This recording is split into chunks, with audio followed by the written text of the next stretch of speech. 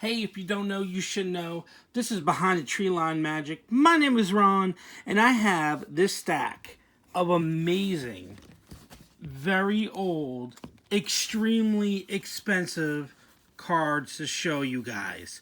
I mean, these cards are worth hundreds of thousands of dollars. Or do I?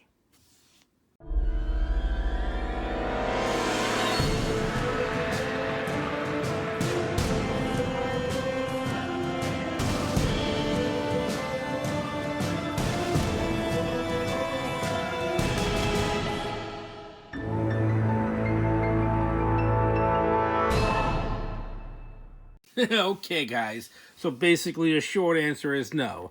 I do not have hundreds of thousands of dollars worth of cards just laying here in this stack. And I'll tell you why.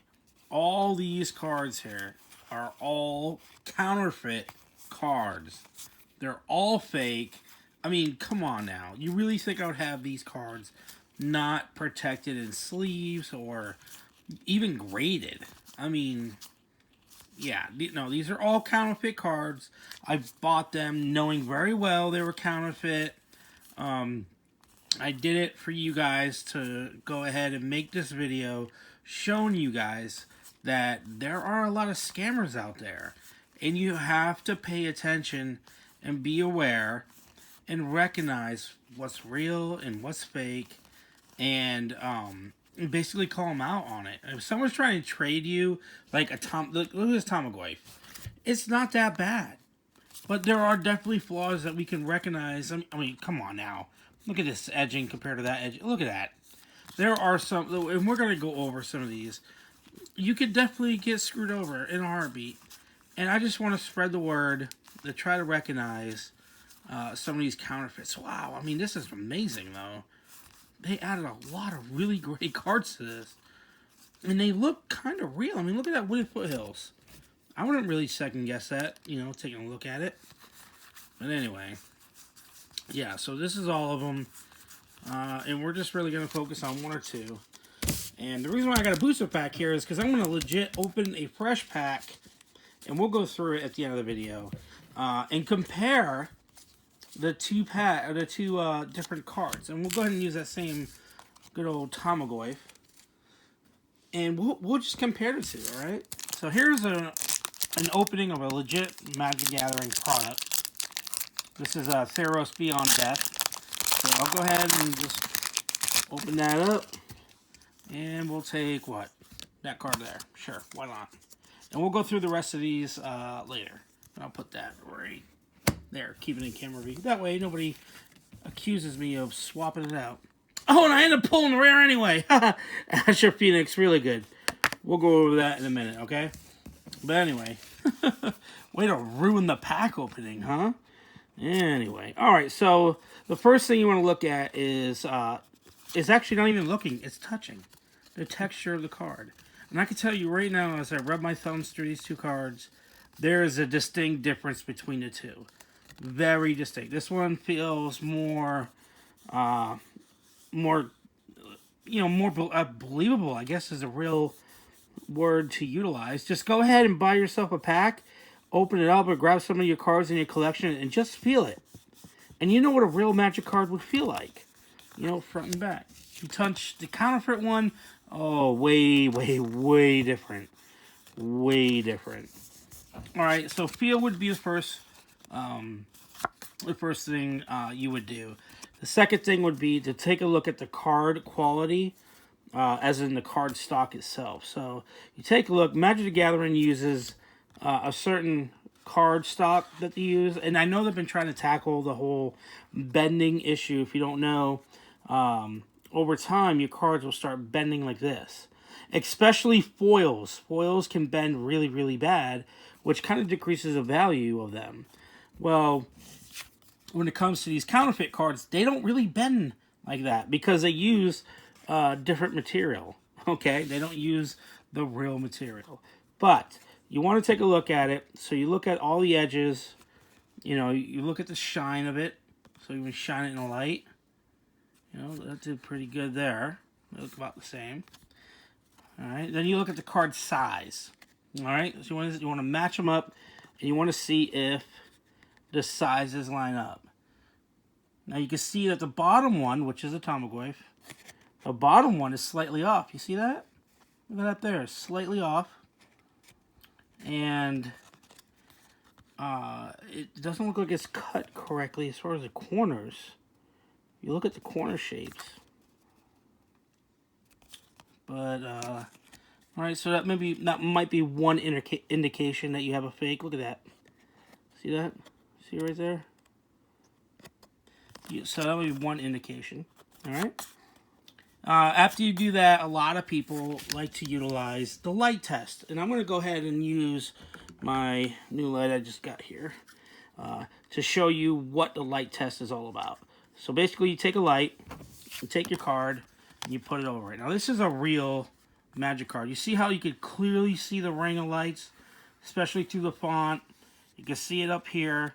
All right, when you put the counterfeit over it, it's going to be a lot different. All right, I mean, look, it's very dull, very, you can barely make out that there's a light. That's a clear indication, and we'll do the Magic the Gathering side here. See that? See how it's kind of light?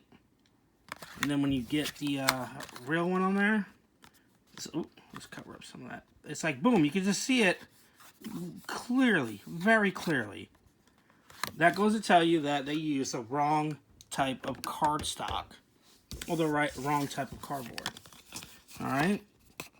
And then after you get done looking at that, you want to take a look at the font, the photo, the symbol, the power and toughness, the artist, and everything. You just want to look at it, make sure it's legit. It's good to have a real one to compare it to the fake one, but I don't have a real Tamagotchi, so sorry guys, couldn't help you there.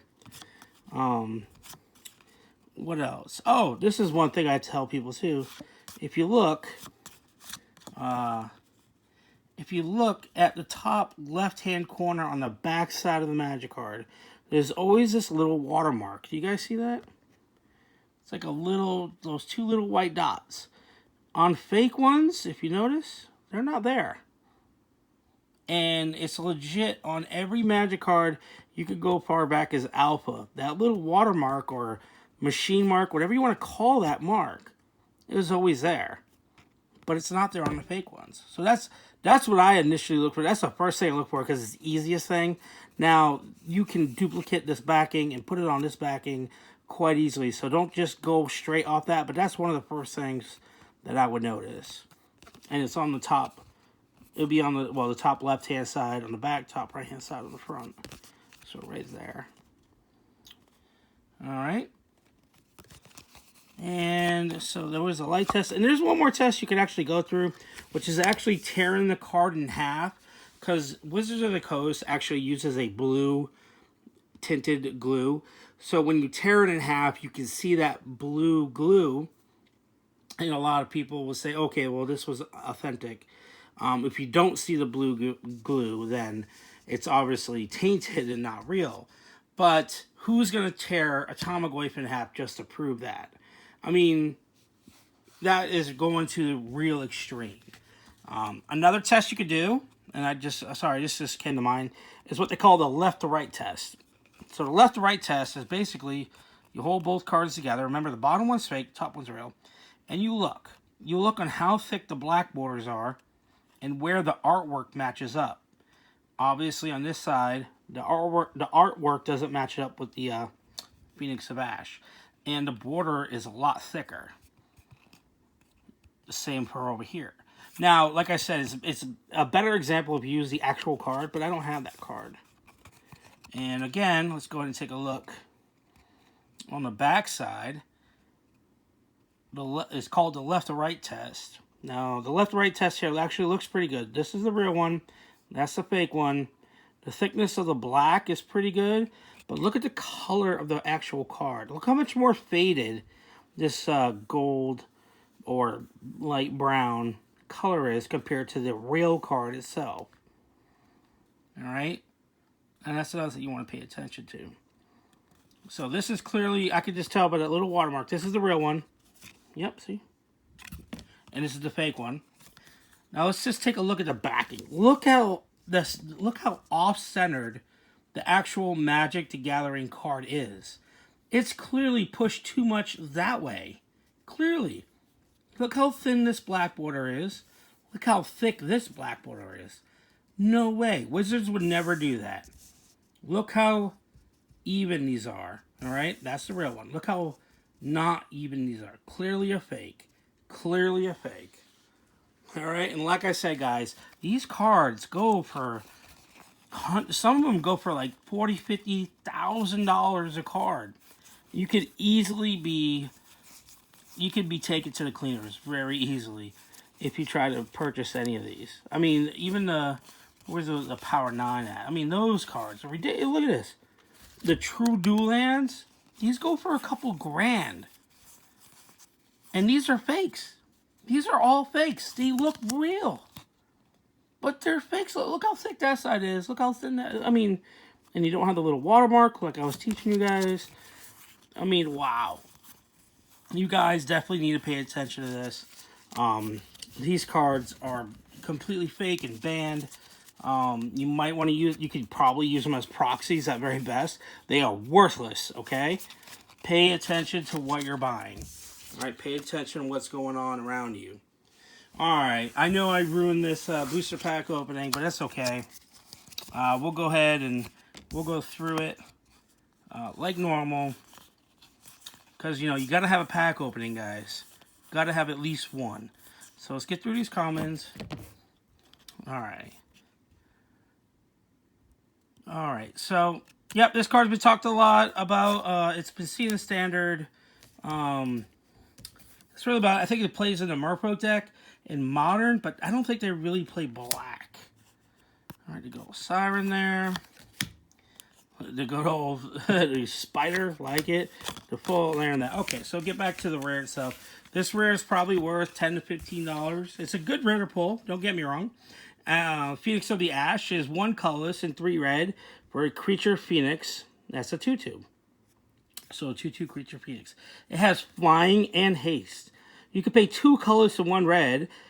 Phoenix of the Ash gets +2/+0 until end of turn. Pretty good pump ability. Pretty good. They call that fire breathing. Pretty good. Not bad. But it also has a pretty decent escape ability. Escape is 2 colors and 2 red. And exile 3 other cards from your graveyard. In other words, you cast it from your graveyard back to the battlefield if you pay this cost. Phoenix of the Ash escapes with a +1/+1 counter on it. So, when it leaves the graveyard, comes back into play, it becomes a 3/3 with flying and haste. And it's just something that you can just keep bringing back. Pure value. Pure value. Limited standpoint, take it. If you're going red, absolutely take it. Take it for days. If you're not going red, I don't know. You might want to hate draft it because somebody else will take it. They definitely will. That's how great this card is in Limited. It's seeing Standard play. I know that for a fact. As far as Modern, I don't think so because, you know, a 3-drop Phoenix that's reoccurring. There are a lot better ones out there. There really is. You got to remember, Modern takes up a huge portion of sets. So, I mean, you could get the best and brightest to make your deck that much better. So, this probably won't see very much Modern play. But as far as Standard, yes. Limited, yes. Take it for days. Alright, guys, I really hope that this video was educational for you. Again, look out for those counterfeit cards. You know, they're out there. They are. People are shady.